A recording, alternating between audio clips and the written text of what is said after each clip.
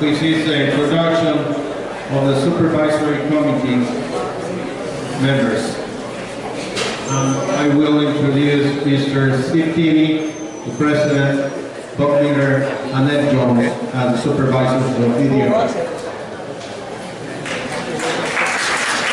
Thank you, Steve, and Bob and Ed for their hard work this year. You know who we are now, don't you? Okay, right now we will go to the report from the supervisors by the ballots are counted, so we can go ahead and save some time. Go ahead, Steve.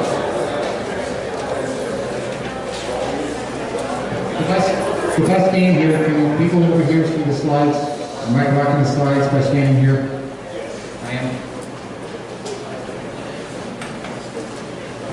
If I stand here, am I blocking the slides?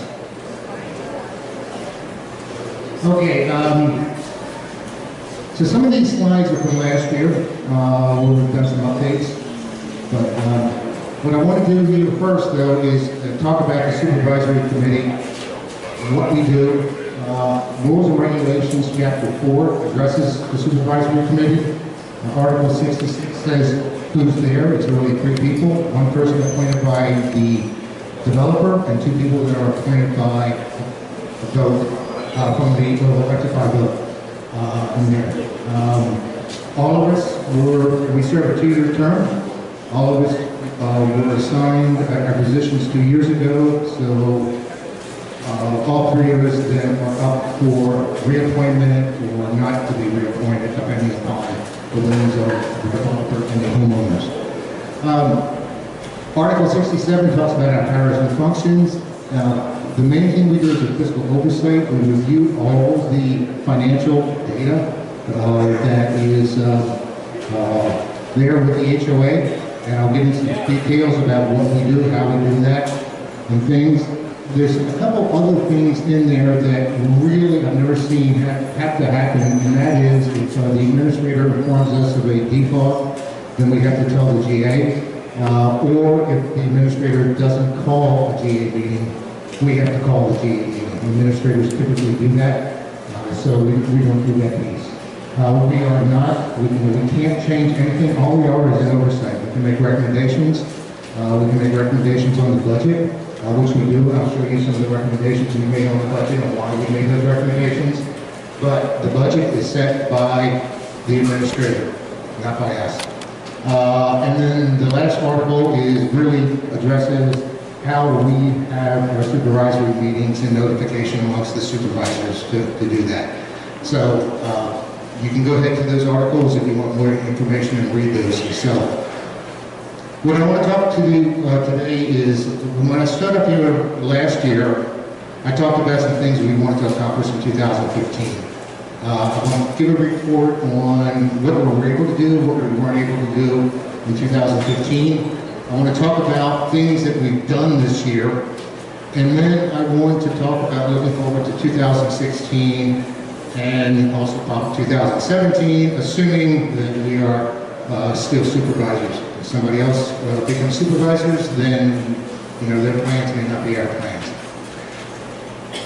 I'm going to diverge from the supervisory report on one slide before I take questions, and that's going to be to address property taxes. There's a lot of issues about property taxes, so I do want to put a slide in there while we're waiting for people to line up for questions. I'm going to ask you to hold all your questions to the end, because as you'll see in my presentation, some topics are addressed at multiple points in the slide deck. So you may have a question on the first time the topic comes out, but it's addressed the second or third time that it comes out. So wait till you get them all, and then if you have questions on the presentation, you don't understand something, come up and ask it. I'm not going to answer general questions. I'm not going to answer things that should be addressed at the end of the meeting to Roberto, when on the agenda there's a Q&A session. So we talked last year about the 3 C's: collections, communications, and community. Collections, one of the things we talked about was to set up a business of collecting. As Roberto said, we have Connie Estrada that came in midsummer as the manager of the collections department. She is paid a salary, that was presented last year, that she would be paid a salary, and she has some collection agents that are working for her, they're pure commission based on how much they collect. If they don't collect anything, they don't pay anything. The way it used to be when Concord was doing collections, they got 25% of what they collected, and we got 75. With this new way that we have this set up, we're getting about 80%. So we're getting more, keeping more of the money by bringing this in-house and away from Concord. And I'll show you some slides how the collections, Connie and her group are doing much better than Concord was doing. Concord still has the first 90 days. We're still collecting the first 90 days. And we've had discussions about whether we bring that in-house or not. That's really going to be something that will be discussed probably more in 2016, once Connie gets fully up to speed and see if that makes sense to bring it in sooner. But once day 91 comes, it comes in-house, and Connie starts taking care of the collection. Okay? What she's been focusing on so far this year, again, ramping up, building the organization, getting her processes in place with her people, and then going after some of the old debts. It turns out in Mexico, statute of limitations on collecting debt is 5 years. So if we have dues that are older than 5 years, we can't take legal action against those dues to collect it. Now that doesn't mean we're not going to try to collect it, but if we can't collect it, then we're going to have to write them off the books as not collectible, because we can't, there's nothing more we can do about it. We then want to look at doing some legal activities and doing a ramp, and that is, you know, possibly taking property back from people, and I'll talk a little bit about doing that and what that would look like if we take property back from people that aren't paying their dues. Next slide, please. If we take property back, and for the most part, where we're taking property back, it's undeveloped land, right? It's very hard to take property that has a house on it in Mexico. So with the undeveloped land, if it goes back to the developer into their sales inventory, and I'm going to throw some make-believe numbers up here, okay? Let's say the lot are selling for $10,000, and that lot has $2,000 worth of back dues on it. When it goes back into the inventory, it has to be sold for $12,000. $10,000 goes to the developer. Sales agents are paid, or real estate agents are paid commissions on $10,000. $2,000 then comes back to the HOA, less an incentive of $250 that all of the supervisors decided we wanted to give to the salespeople so that they would have an incentive to move our lots. Commissions on a $10,000 lot is probably in the neighborhood of $500–600. So selling ours, you know, they get about another 50% bump in commission, so we want to incentivize them to sell ours so we get that money back, and now we have somebody that's paying dues. Right? That's the intent of what we're doing. They can be done voluntarily, and people have done that. They turn it back in, they said, I'm done with this, I don't want to do anything. They sign the paperwork and give it back. The way forward is legal actions that we can take to move that. Next slide. So the collections, if you look at the blue graph from the bottom, that's how much has been collected monthly. If you start, again, Connie came in midsummer, you can see the monthly starts going up. We had a little dip in September, but the cumulative collections right now through September are just under $200,000. We're projecting $236,000. We'll definitely make that. And as Roberto said, when he went over the budget, we're looking at $385,000 next year. We think we're going to be able to make that. So the collection process is working, and hats off to Connie and her team for really doing that.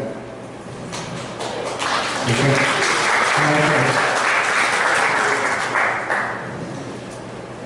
Communications. We have a couple of ways that we're communicating, and we've moved out of the horse and buggy era. You know, we're driving cars. Right? We've moved out of paper as much as we can, and we're doing electronic. Everybody's moving that way. So we have the HOA where it's very efficient, it's very low cost to do this. And our web administrator, Roberta, is sitting here doing the slide decks.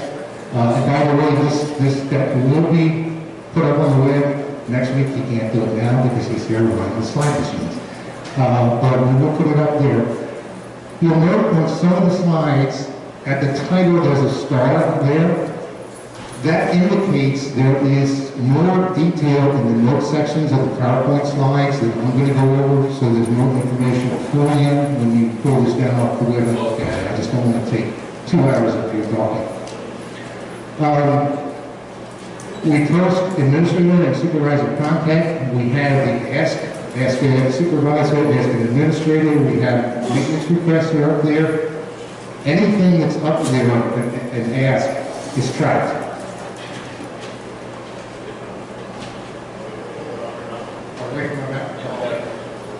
Okay. But I like to kiss the mic.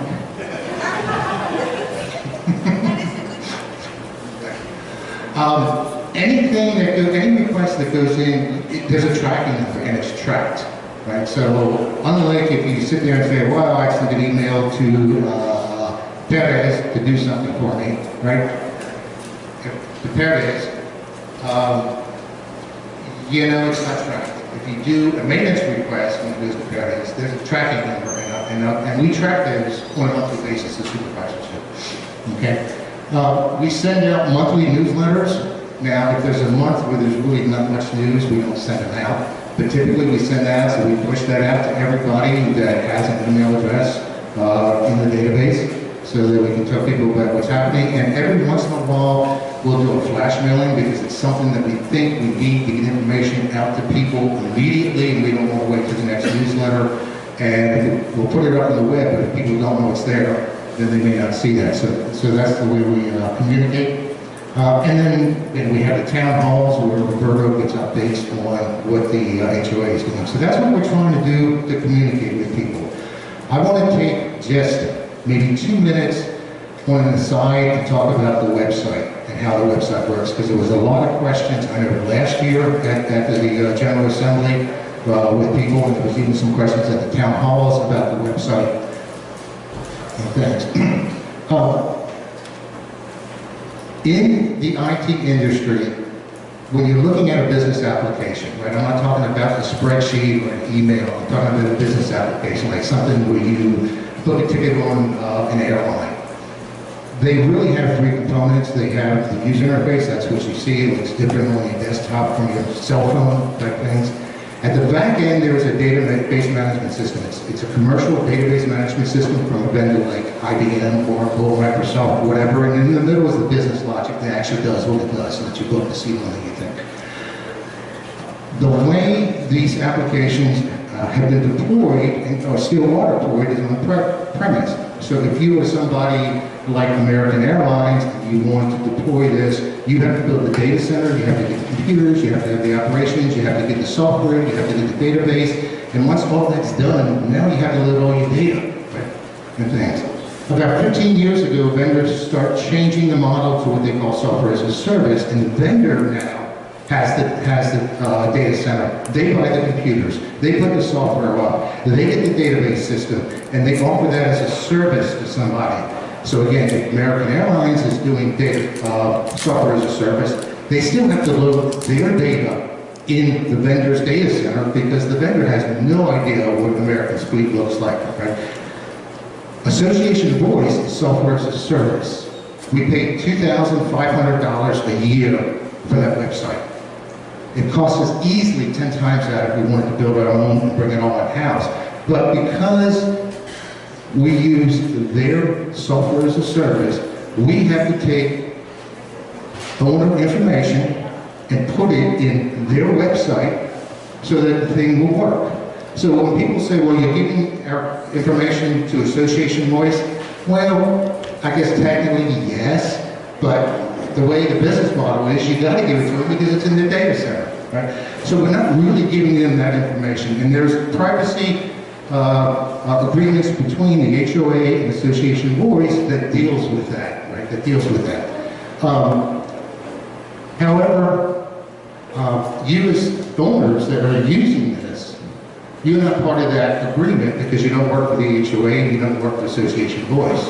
So there's a separate policy of privacy and use that's on the Association Voice website that deals with people that are coming in. It's no different from an agreement, although the content's very different, but it's no different from what you would get if you sign up for Facebook, or you sign up for Twitter, or you sign up for any other kind of web-based services. There's always those agreements.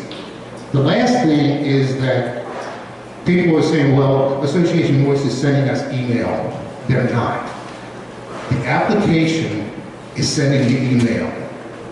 Ricardo, when he does the newsletters, he posts the information on the website, and he tells the application to send out newsletters to everybody that has an email address. If you look at where it's coming from, it says Association Voice. It's coming from the application. It's not coming from people there, right? So all of this is standard business practice. We're not doing anything different. We're not trying to give away information of your private information. We're trying to do a very cost-effective and efficient way of communicating to everybody. Okay, so next slide. Just some web statistics. We pulled a couple months on how many visits we're getting. At the very end, very bottom, we have page views per visit, how many clicks you do. On average, it's 3. Now that is extremely good news or extremely bad news. The website is designed such that you should find what you want within 3 clicks. So if the reason we only have 3 is people are getting what they want and they leave, that's great. However, it could be people try 3 things, they can't find what they want, and they leave in frustration. We have no way of knowing that. If you're one of the latter group you can't find, a couple of things. Web tips and tricks. Bob Miller writes an article probably every other month for the newsletter on how to find things. And there's also something in there called the site map. You scroll down, click on the site map, and that tells you what everything is. So if you're finding things, that's great. If you're not finding things, read the newsletter tips, or look at the site map. So community. One of the things we started last year, and we're continuing this year, we actually had a discussion about this in January, and we decided we're going to continue the monthly meetings or joint meetings with the supervisors from EDR, and the supervisors from La Fontana, and the supervisors from Las Vegas. And the reason is we want to know everything that's happening across the entire ranch and how things affect. We also trade things between the different sites. Right? One thing, as an example, is the resort fee, which I will talk about a little bit later. So we have those meetings. Besides the supervisors, the administrator, Jesus Olmos is there, Roberto is there, his managers, Lalo and Pervez are there, his accountant is there, Doreen and Pat are there. So anybody that has information, we're all there at one time and we can get the information right there. Unlike when Cliff had it, I had to get back to you because people weren't there. So we're making sure everybody's there that we can do this. The rentals and resort fees, that got instituted because of problems with the renters. And as Roberto said, in this slide deck, the money was used to buy some new equipment for the pool, chase lounges, etc. So it got instituted. It took a while to get this thing going. We finally have the property management companies understanding how all of this stuff works now. That was a little painful. But it's an expense offset. Although we show it in income, it's not revenue that we keep. It goes right to expenses, right to the bottom line. But we wanted to spread it out so we saw what we were getting for resort fees.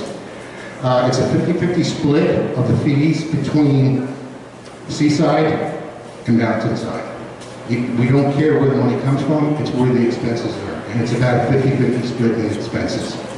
Our expenses are poor, right? Their expenses here are ATVs that are just tearing up the road and golf course and everything else, and they have to get more security people. Final thing is part of the solution. One of the things I brought up last year, because there are people here that do not have computers, even though they can go to cyber cafes or things, that we would set up a cyber cafe, but we're not going to spend HOA money. People have an old computer that they would like to donate.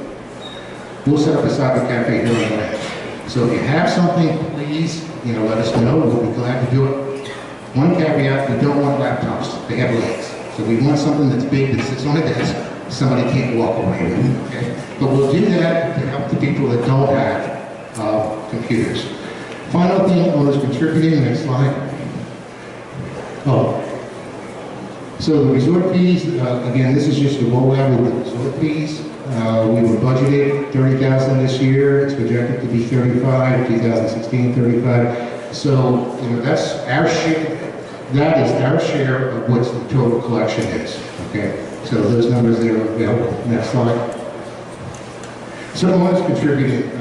If you were at the developers meeting, you saw Barry Christensen talk about the ambulance service. I mean, it's been very useful, right? We now have an ambulance. For those that don't know, we have an ambulance that will take you up to the border. It costs $400. And if you don't have $400, the security organization has $400 that they will loan you. So you get, you know, you don't have to worry about ambulance services. So thanks to Barry for that. Donald Sutherland talked about propane awareness. He talked about it at Pat's meeting on Thursday. He talked about it at one of the HOAs about how not to set your house on fire with because of propane accidents. And finally, Dennis Beveridge is the gentleman that Roberto referred to about road grading and videos on how to do road grading. So these are people that really contributed. So it's not just the HOA and the supervisors. We have lots of owners that are putting their foot into there. If we go to the next slide, there's a lot of committees.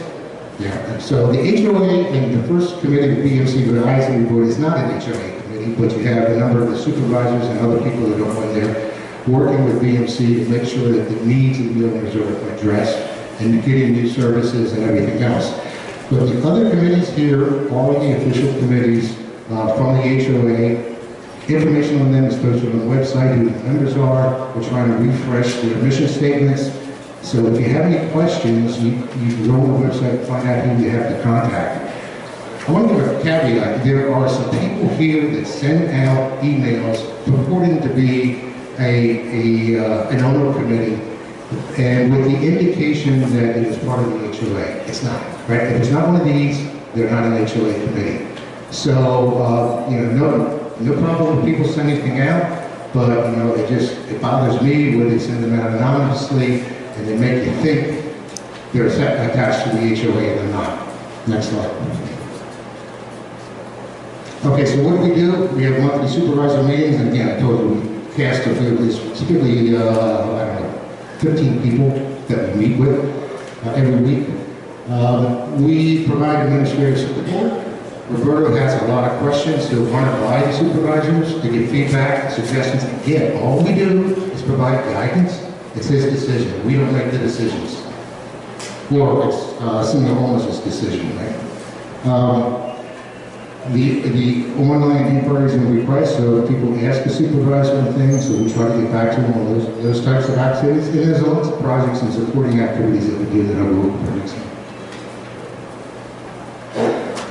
This is an eye chart, and I'm not going to go through it, but this is the types of things we talk about. Financial reports for EDR, financial reports for Love and Time, financial reports for Osceola slide. Resort fee input, TOC violations, right? Those types of things. Next slide. Safe activities, request for action, right? We track the maintenance thing. So every month we go through all of this. These meetings last at least 5 hours, sometimes 6 or 7 hours. So it's very intensive, plus the prep for the meetings. In addition to that, and Red Dirt's come up several times, we'll do a spot check analysis where we drill down on a particular line item. So this one happens to be one that we pulled on how are you spending money on Red Dirt? Where's it going? Right? So we do these kind of things as well. Not every month, not every line item. There's not enough hours in the day to do that. We do have other lives to do, but we do those spot checks periodically on different items within the budget. Next slide. So some of the things that the supervisors work on, and again, I'm not going to read this to you, you can read it online, but there's a number of activities, some of which we drive, some of which we support, some of which we just give our comments, but it's not just doing the financial oversight, although that's what our job is, that's our day job, this is a night job, we do things like this. Next slide. This was already brought up. One of the things, when you look at the budget, let's take last year's budget, when you look at the budget, every section at the very bottom, there's a line for E. But it's not broken out by line item. A lot of people had questions on contracts, about the cost of contracts. So we asked them to break this out. So the line item has what the contract cost, plus the EVA cost, and then the total that we have to pay. Now, again, as Roberto said, it was like a sales tax. So when we pay the full amount, the person that gets the money doesn't keep the full amount. They take that 16% and send it to the government. It's just like you go to Macy's and you buy $100 worth of stuff, you pay them $108, they send $8 of sales tax to the state, and they keep the $100. Same thing happens on these contracts, but for some reason people can't seem to get their heads around the fact that, you know, we have to pay this tax. It's the law, right? We don't have a choice. You'll notice some of them don't have EVA, and those are contracts with companies in the States that are not subject to EVA. So if it's a Mexican contract, we have to pay EVA. If it's a U.S. contract, why can't we? We don't have to pay it, right? Next slide. I'll go through this fast because Roberto had that, but we know we got into some of the capital expenses. We did an analysis and realized that the graders weren't being used to full efficiency because we didn't have enough water trucks. So we had to get water trucks. We wanted to get 2. Unfortunately, we had a problem with the cherry picker, as I said, so we went with the cherry picker, so now we want another water truck in this year's budget, and that's why it's in there, because we need it to be efficient, grading these roads, and getting them done faster and better. Next slide. The pool center, pool completion committee, we talked about the deck and the pool, but we've gone through, knocked out all the things, we've seen all the work that the people have done here. We do have policies and procedures, and as Roberto said, we use County of San Diego public pool procedures, and that's what we do here and how we maintain the pool. So when there's an accident, like somebody throws up or a fever accident or something else, it's closed for 3 days because that's what San Diego County says you should close the pool for, and that's how they close their pools. So we do the same thing here. Next slide. In road improvements, we've been over this. Next slide. Kenmore, it's a pain, I know that, but you know what? It's the phone company. You know, we're only doing what we can do. You know, we tried to have, you know, webcast, didn't work, and things. Fortunately, and hats off to our web content person, figured out how to take the videotapes and post it on YouTube. Just last week, he posted the town hall video. We're going to post the video of this meeting, the developers meeting, and things. As a backup, if for some reason we can't do that, then what we will do is we will burn CDs, and for, you know, cost of processing handling, you know, a couple bucks, we'll send CDs out to people that want CDs so they have a recording of what's happening here. Or for people that aren't here, they can see what happened at the meetings. And part of the reason we have people come up here to ask questions is they're on video, so that gets posted, and people that aren't here know who's asking the questions and see the questions being asked. So I want to talk a little bit about budget items. I know we've already done the budget, but what I want to talk about is areas where the supervisors have had input and asked for things to be done in the budget and why they were being done in the budget. So income, again, we have collections, resort fees, TRC fees. We talked about collection and resort fees. I didn't go to the TRC fees, but if you want to apply to build a house or something, you got to pay some money. It's a line item on the budget. I'm not going to go into that.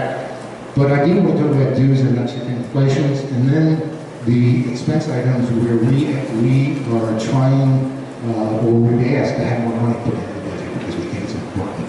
Next slide. This is from the Mexican Central Bank. This is 10 years of inflation.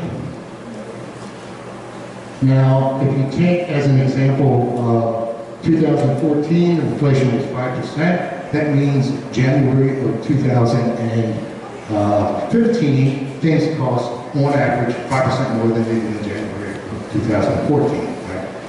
So we took those numbers, and there's, they're all listed down here. I'm not going to read that to you. If you go to the next slide. We took those numbers and said, next slide, yeah.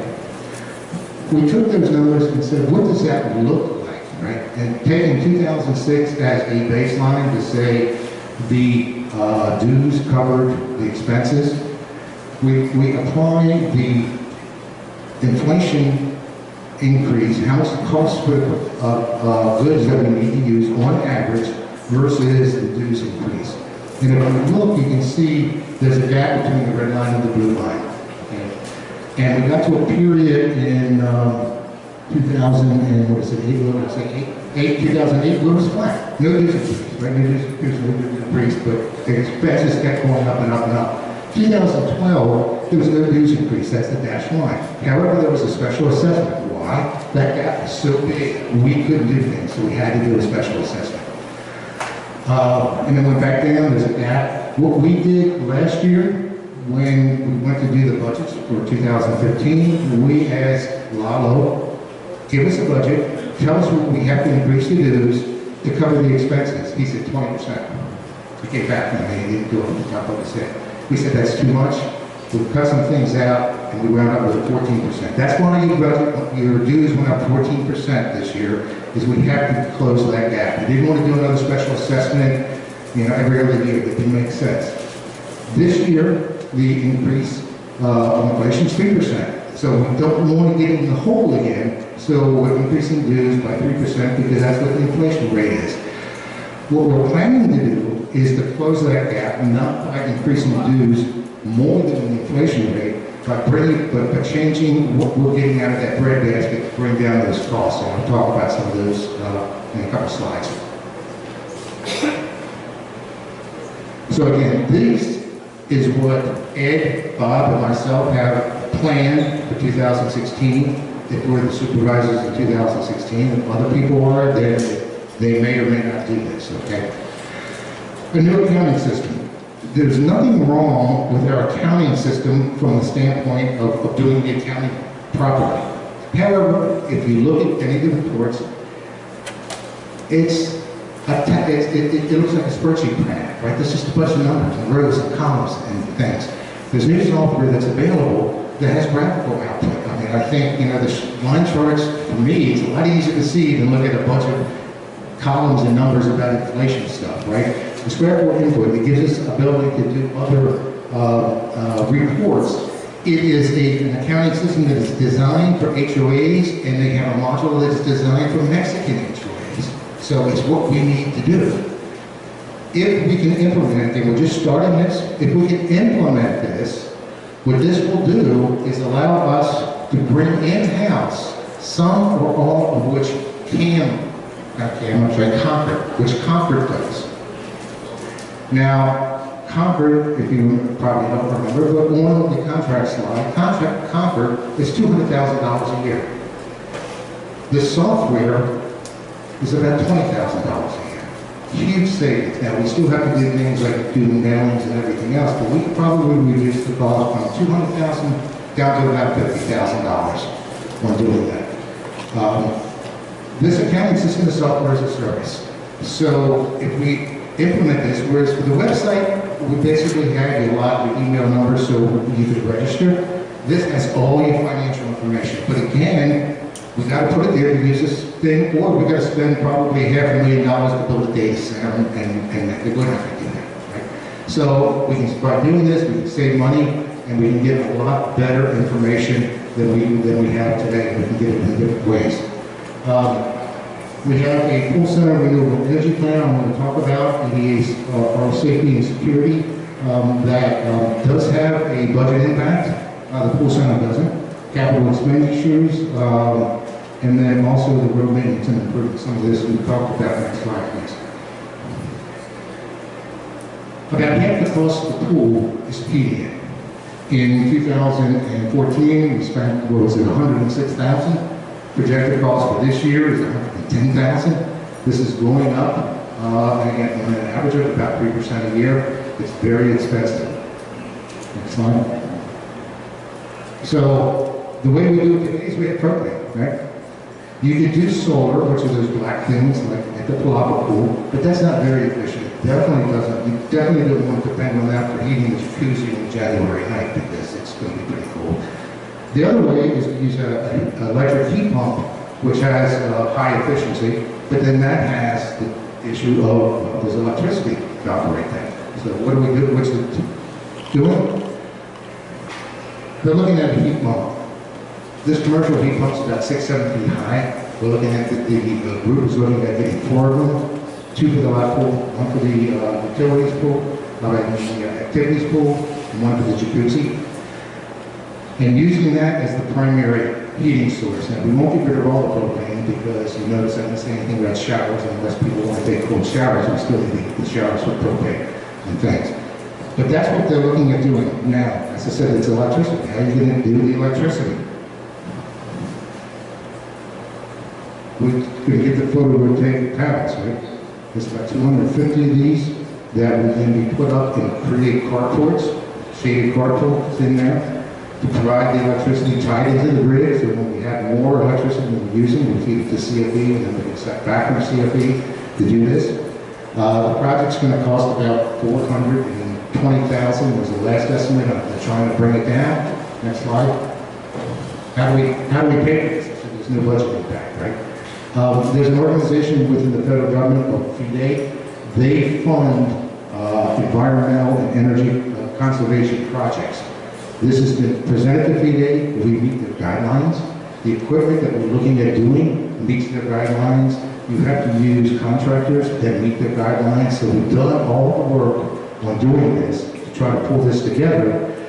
Now we haven't submitted the final plans. That has to be submitted to Mexico City. They have to approve it. CFE has to approve it because they tie in the grid and things. But if you go to the next slide, what I've done here is if we have $420,000 at 4.5%, and it's a 4.5% interest, so after 4.5%, 5 years, that's the red line. That's paying off that FIDE loan. The blue line is propane. Right? So you can see once the FIDE loan is paid off, it drops down to almost half of what we're doing. If we go to the next slide, please. Accumulated costs over 10 years, we're looking at saving somewhere between $500,000 to $600,000 by doing this and stuff, right? So that's one of the things that we want to do that has no incremental cost to the budget. Next slide. Safety and security, and again, Roberto talked about the bad guys going to jail. We've asked to have more money put into the infrared so it can be, the implementation can be accelerated so that we can catch the bad guys and send them to jail. There's also, for those of you that ever been to the back of the reds, there's a huge trench to keep people from driving through. The rain's in the deal, I mean, just wash it out and drive through this. We've got to dig those back out. We need a new backhoe. The backhoe we have is just killing us with maintenance costs. It won't be used just for the trenches, but there's other things. So we're looking at, we've asked for some money to be spent so that we can improve the security of the ranch. Next slide. So last year I got up and talked about communications, and I'm sorry. We have those things in place. It doesn't mean we can't tweak them. It doesn't mean we have to check them, but the processes are in place. What we really want to move on to for the next 2 years, assuming we're here to do it for the next 2 years, is savings, right? Get the accounting system. Between the accounting system and the pool heating and some other things where we're already talking to BMC about renewals, which is in 2017, we can see where we can easily save $2 million over the next 10 years. Okay? So we want to save money, and that's how we're going to close that gap between the red lines and the blue lines by saving some money. The safety, again, making sure the roads are safe, making sure that when you get into the pool, you're not going to get some kind of disease and things like that. We're going to continue on with that. And then the security, so again, if somebody comes in, they're going to go to jail if they try to steal from us. So if you have questions on what I presented, please queue up. And while we do that, if we go to the next slide, I do want to talk about property taxes. You're not going to get a tax bill, right? You didn't get a tax bill in 2015. We were remiss in getting information out to people. Personally, I always go down and pay taxes in January, so I didn't even know this was a problem until making it to people ask some things. But the reason it's not is the state asked us, and they asked us, I guess it was a little stronger than just ask, like, don't do this, okay? So you're not going to get a tax break. Now Mexico, just like we know when we grow up, you got to pay your income taxes on April 15th. The Mexicans know they got to pay their property taxes. They go down to the tax office. You can pay online. There's information on the website to pay online. It turns out you can actually write a check and send it to Mexicali or a U.S. bank in U.S. dollars. So what we're going to do is, for sure by December, maybe in the November newsletter, if we have all the information, we'll give you ways to pay the taxes, where to pay the taxes, who to call, who to email, where to find out how much your property taxes are, what you have to pay, so that, but it's your responsibility to pay the taxes. Nobody's going to do it for you. So, questions?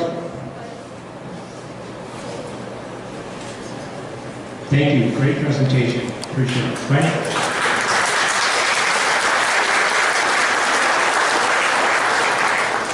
And this is specifically about an item. My name is Jim Stapleton. I own a home in Palisbury South 7 and a lot in Roseville Hills North.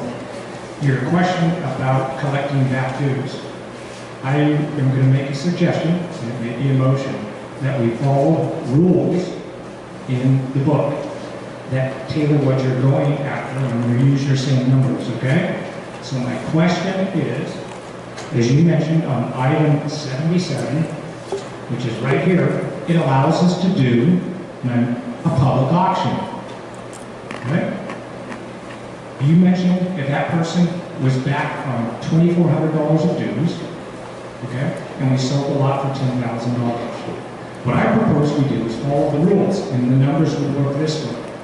The HOA, when we would do an auction, once a year maybe, or once every 6 months, kind of like the U.S. We follow San Diego's rules on pool safety. Maybe we follow some county or city's rules in the U.S. So we do the auction. When we do the auction, using Steve's number, that $2,400, let's use an example, a person bought a lot for $50,000. And they haven't paid in the last 4 years. I can use the same numbers. HOA is owed $600 a year for 4 years. They're owed $2,400. Let's say the lot at an auction is sold for $8,000. Right when it's sold, the HOA gets $2,400. So you get your money quicker because it's going to take place at an auction. The only thing we don't know is what the price is. But whatever it is, the HOA gets the money right there. And second of all, the homeowner gets the difference. I would request by doing this, we are more homeowner-centric, and the person who spent $50,000, if we follow your example there, they would get 0. If we follow the example in the rules and regulations that allows us to do this, the homeowner would get some money, which is better than 0. So my question is whether I make a motion today to do that, or just a request that the supervisors, the general manager, and our administrator follow the rules and regulations as stipulated and conduct auctions which would get the HOA dues that are passed quicker by conducting the auction. So when I went through the collections and I talked about legal, that's exactly what we're planning to do. But I didn't see the numbers happen the way, and if we have auctions, I think you'll get the numbers quicker. And I'm going to defer to our attorney about what it takes to do that auction, right? It's not just you go in and take the money, right? I don't think it's that easy to just do it, but you conduct an auction. And it may be challenging to do the first auction, but once we do one, the next one will be easier. Or we have an auction company conduct it for us. In the U.S., many cities, counties, municipalities do this on a regular basis, and they do it very well. So I don't think I'm asking too much, but I welcome any comments about my request. So again, we do plan to do that. When people return their properties back, they're turning them back voluntarily. And who are they going to? They go to the developer. They can't come to us. Well, my question is here is, they wouldn't go to the developer, they would go to a new owner, use my example here, right when they went to the new owner, the HOA would get $2,400. Sure. But And then, in the United States, Use the mic, please. in the United States, especially in California, where I was a real estate broker, a foreclosure and an auction is written into the deed. It's not written into the deed here in Mexico. In order to go and auction off a property where there is a net return to the former owner, you have to be able to have enough value in the land or the property. It's always typically land, just vacant land. Enough equity, enough sale price to have even the dues paid. And let's face it, the value of land here has not been maintained since the worldwide recession. So a lot today is worth $2,000 when it sold for $18,000 some 6, 7, 10 years ago. So the value that you can get in an auction is a lot less than what the original purchase price was. I agree with you, but whatever we get, we don't have that way, that Steve mentioned. So whatever we would do, we would be receiving something which I think is better than nothing. And again, all I'm asking is it says we can do this in our rules and regulations, so I'm not trying to go beyond that, Steve. No, and again, we intend to do this. I would like to jump in here, and I love it when questions turn into legal.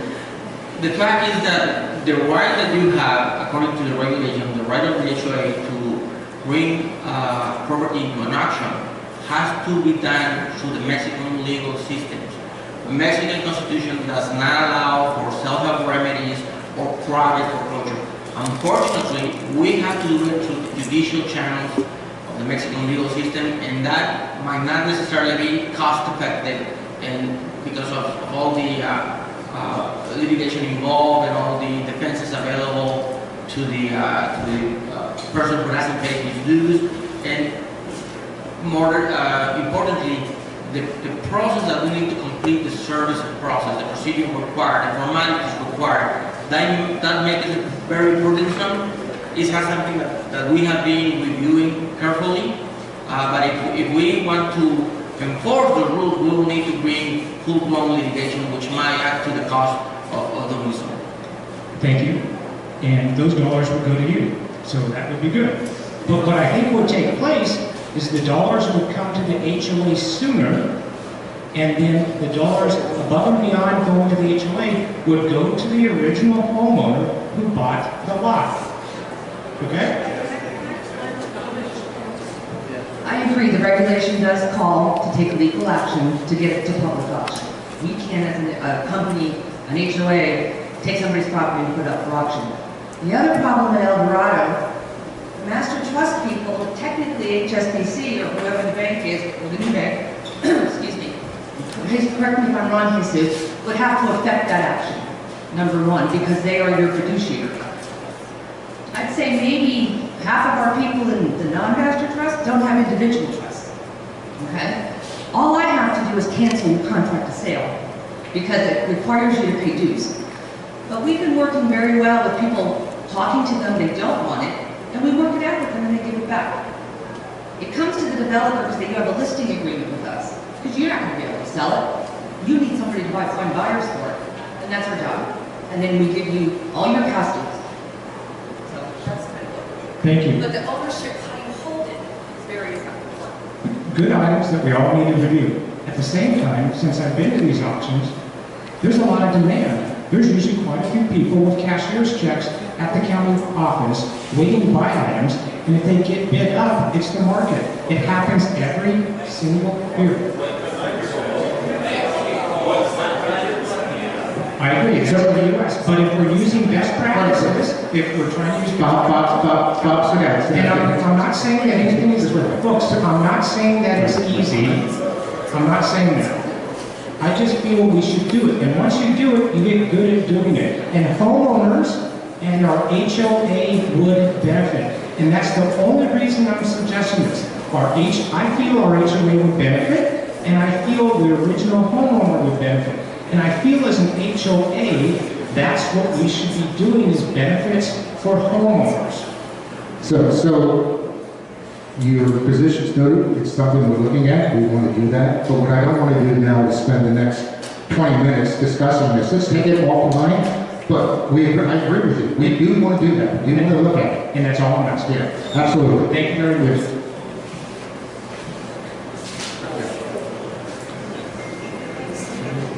Good presentation, Steve. Again, when I look at the numbers on the totals of the budget, I mean, it didn't change, it's just data, it's black and white. I mean, administrative costs are top heavy and going up. The services, like roads and security are going down. Now, Roberto explained when it was on your chart about the infrared system, and that would actually reduce security costs. It costs a lot of money to have security driving all over the ranch. And my question is, in your Buena Vista, I mean, when is this infrared system coming to Buena Vista?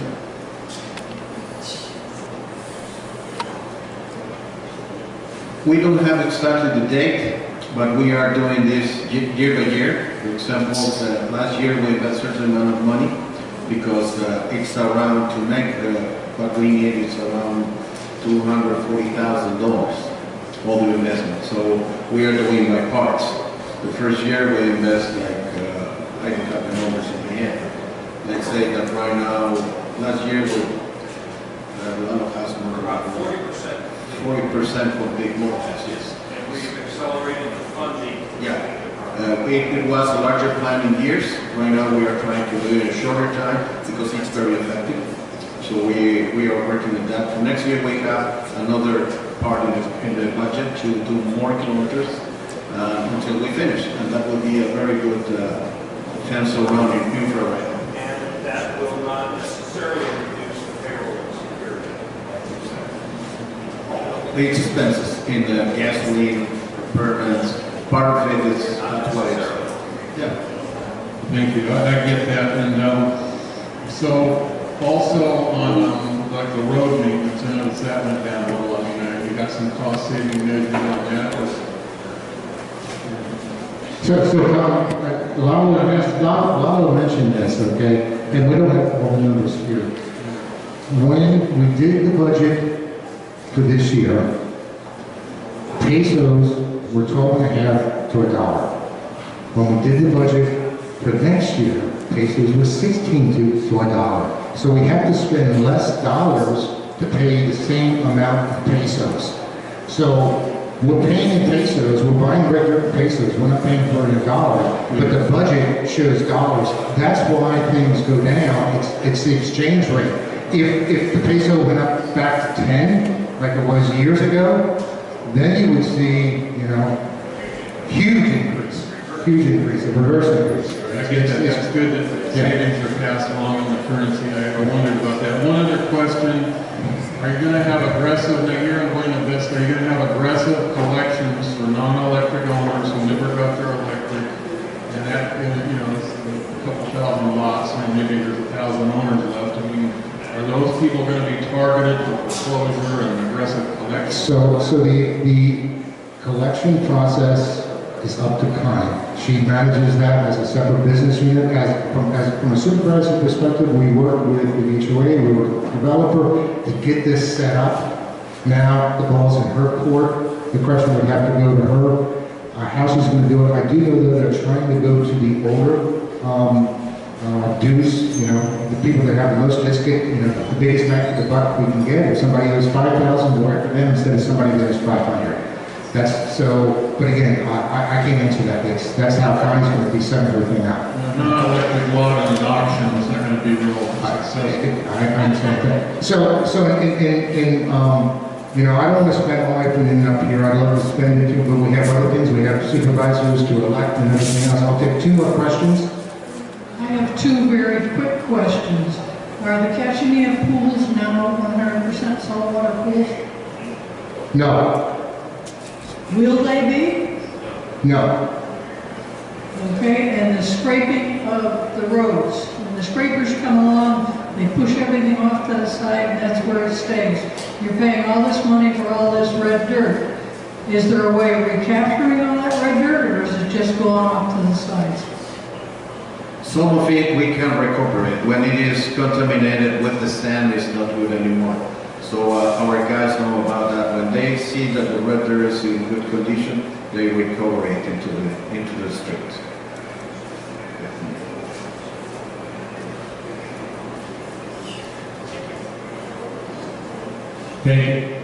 By the way, there are other HOAs in Mexico encountering the same challenges that are doing what I requested. So we can use best practices to do that in Mexico. Separate question.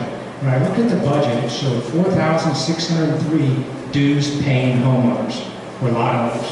And from the number our general manager provided, there were 284 votes here today. I record that as 0.6%. 0.6%. Okay, very low. Let's put that, let's just agree, very low. I would like to challenge our supervisors who do a great job, and our general manager and our administrator, to allow voting via electronic means. There's third parties that allow me to do it, okay? Whether it's legal or not in Mexico, I don't know, but It's not legal in Baja California. We looked at that. We really wanted to do that. It's not legal. Now, the property in Mazatlan that Pat was involved in that state, it's legal. But in Baja California, it's illegal. We wanted to do it, but we can't. Because it's unfortunate. Hopefully it will become legal soon. I hope so too. Because I'd like to really see the participation rate higher. Yes, we all do. We all do. Okay, so thank you so much. I'm going to turn this back over to Roberto. I'm done.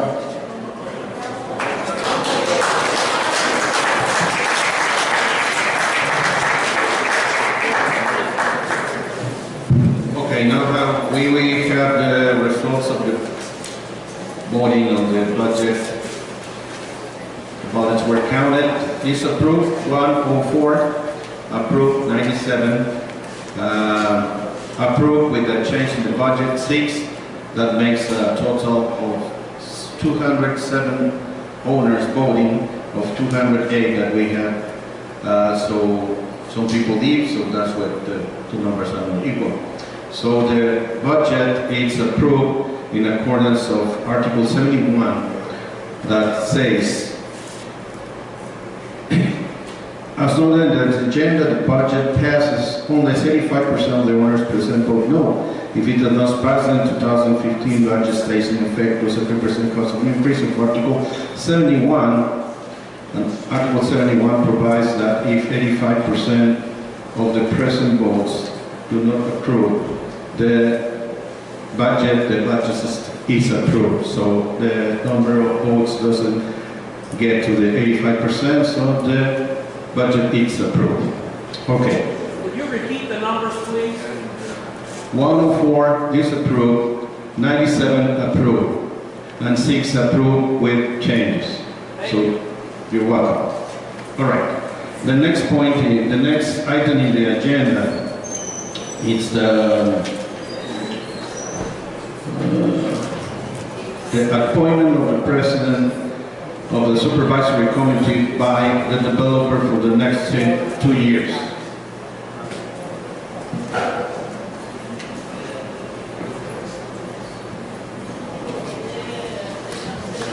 Good morning, good afternoon. So I'm going to recommend, or I'm going to appoint Steve Kemme for president again. So Steve, if you'll accept the assignment, I appreciate it. Thank you very much, Pat. Thank you very much, Steve.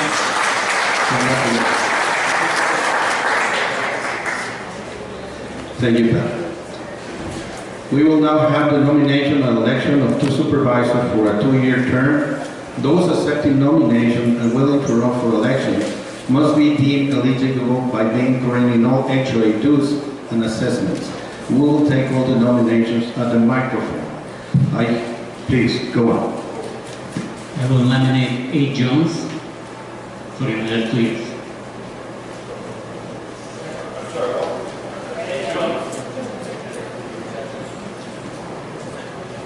I'll nominate Bob Miller for next year.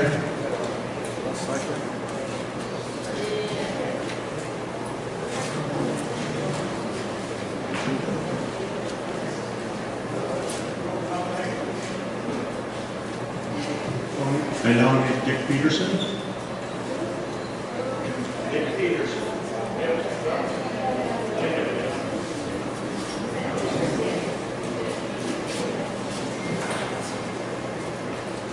I'd like to nominate Michael Bennett.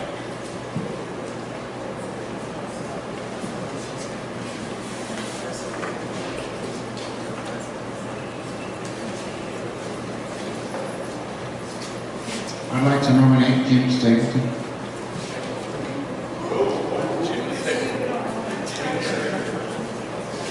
This guy, right here. I respectfully withdraw my name from nomination, John, thank you, as I don't feel I can make a positive impact for homeowners based on the rules and regulations. So thank you.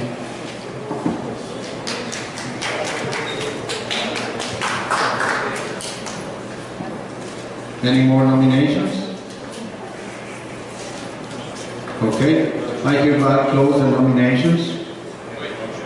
Do I have a motion? I move that nominations be closed. Second?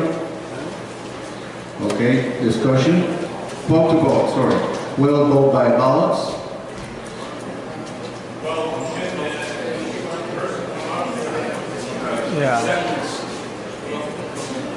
Okay. I hereby close the nominations. Correct.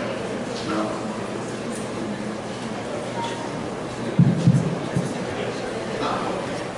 Okay, now we are going to vote then. And now I close it. Oh, yes, sorry. Okay. Please, the nominated people, please come and say some words about your background for each one. Ed Jones, please. Well, for those that don't know me, my name is Ed Jones. I'm the senior supervisor here in 2 ways. I'm 82 years old and I've been a supervisor for 8 years. I've been involved in the HOA from the very beginning and I've seen it grow into what it is. History-wise, my wife and I came here in 1998. We have all up to 6 properties here. I'm down to 2 because I just can't do the handyman work on the houses anymore. But as far as what we've done the last 2 years, we've worked very hard as a team with Roberto, all the department managers, and the supervisors to do the things that Steve presented to you. I hope that you keep this team together because you saw what our plans are for the coming years. We don't want to spend our time fighting the document and fighting the developer. We want to spend our time creating and improving for you guys. Now bear in mind, anything that affects you affects us as much. Now, if you don't own multiple properties, as I do, if you get hit with one dues increase, I'm down to where I get hit too. Some people own 5 and 6 lots. Steve Kenny owns like 5 lots here. He gets hit 5 times, 6 times, okay? So, bear in mind, what we do for you, we're doing for ourselves. Now, please, try and keep this team together so we can continue to work for you. Let us put our energy and what we've been doing the last 2 years and not fighting documents that we cannot change. Now, just for your information, fact-wise, these documents were in existence when we came here. We don't have the ability to change these documents, and included in those documents are some things that I don't necessarily like, but I can't do anything about it, and neither can you. Okay? So what we have to do is work within those documents to get as much as we can from those documents that benefits you. And that's what we work on every day. Now we have a 5 to 6 hour meeting with all these management people once a month. Bob and Steve and I meet at least 4 or 5 more times a month to talk about issues to bring to the table. So I'm asking for your vote so we can keep this thing going.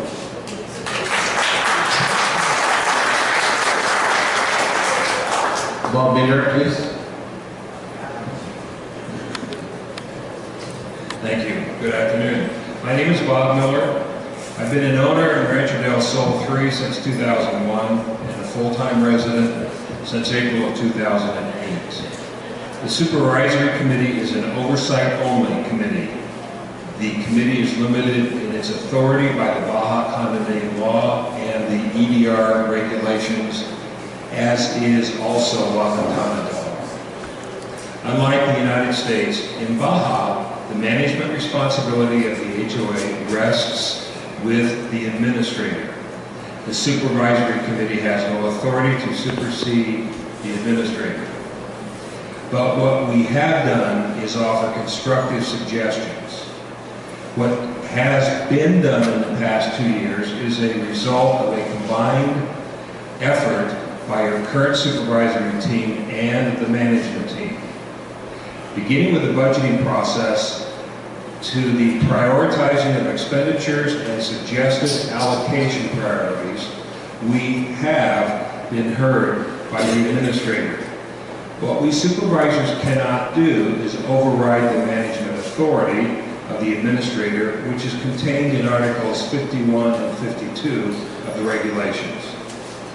As a former professional HOA manager, I feel pretty good that the suggestions your current supervisory team has offered the administrator have had many positive results, as reflected and shown in Steve Kimmy's presentation. And the supervisory committee request, the number of reports we review each month has steadily increased. This has led to meetings lasting 4 to 6 hours and sometimes more each month. One of the ways this team has contributed to the HOA in cooperation with the manager is the creation of a group to explore the most suitable solar pool water heating system, yielding the best results for our location of San Felipe. This group is also tasked with finding ways to fund the purchase and installation of the equipment, which will greatly reduce the HOA's $107,000 per year appetite for propane used to heat the pools and spa, and do this without raising the annual maintenance fees. Other contributions include a commitment to bring back the roads in EDR to a condition that, as owners, we all expect. The funding priority is in place to do just that, but it can't be done all in 1 year. You saw many of the road improvements in the slides that were presented by Steve Kimmy and by Roberto Islas. We've also have improved the road grader blade time on dirt. What the supervisors cannot do is change the regulations. Your supervisors were elected to do an oversight of the HOA. We believe this supervisory team has done that within the limitations imposed by the country of Mexico and the state of Baja. There is more work to be done. It takes the cooperation of many people to move this HOA forward.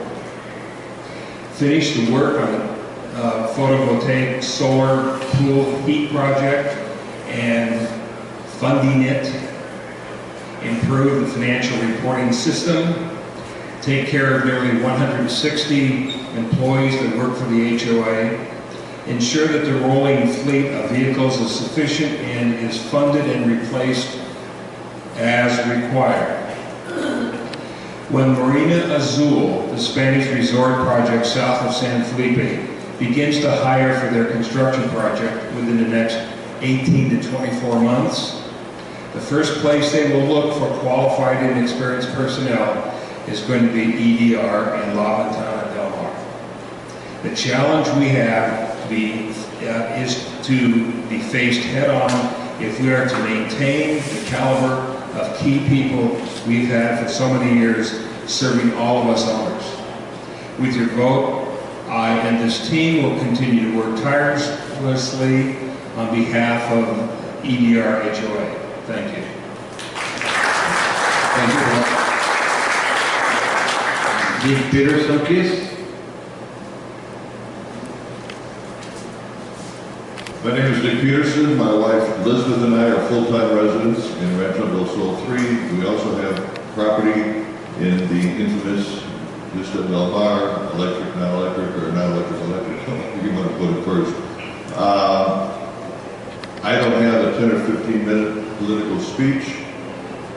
I agree with Ed Jones that we have to deal with the existing HOA rules and regulations that are in the CCRs.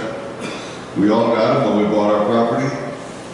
I wish we could all get together and be together more. I would rather see everybody in this room at the end of the meeting, like it was at the earlier part of the meeting. And my goal is for everybody just to get along. Thank you. Thank you.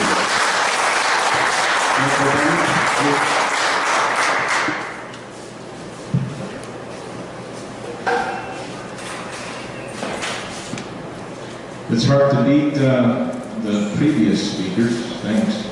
My name is Michael Bennett. Where's the teleprompter? Oh, forgot. Didn't have a teleprompter. I'll just read from my notes, but I won't read to you.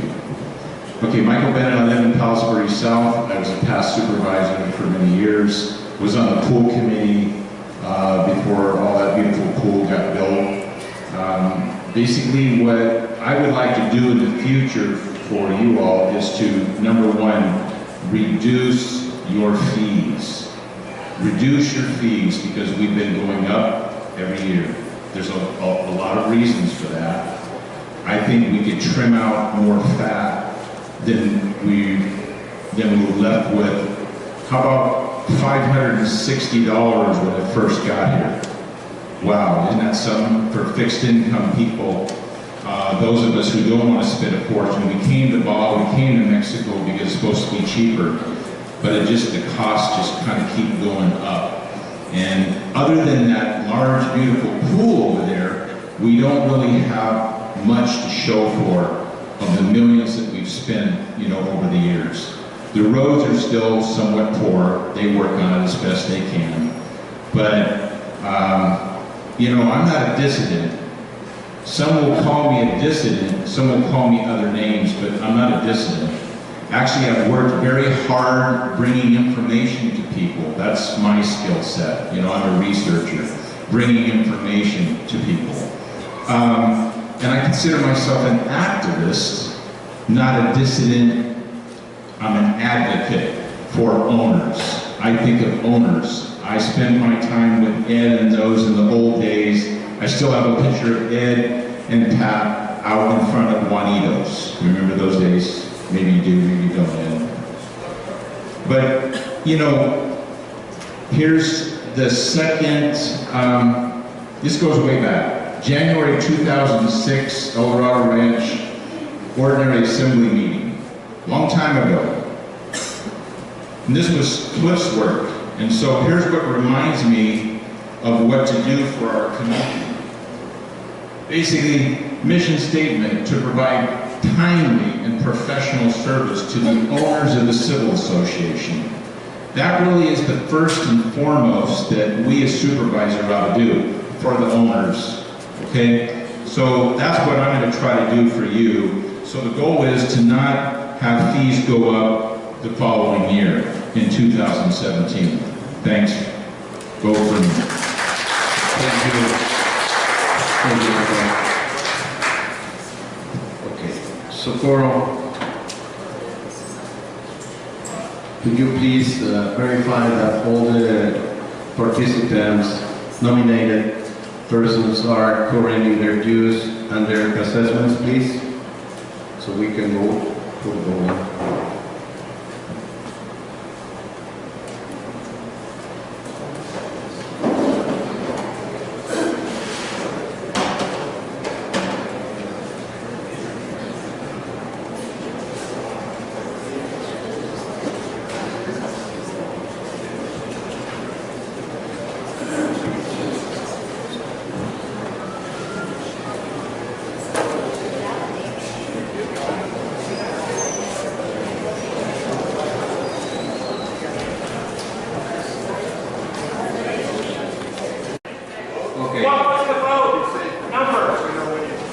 It will be posted in the minutes, but okay, Ed Jones is 121 and Bob Miller 93.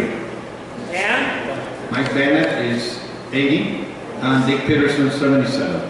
Thank you. You're welcome.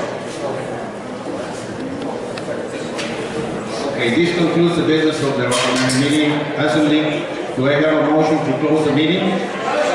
Second? All in favor? All right. The meeting is now officially closed.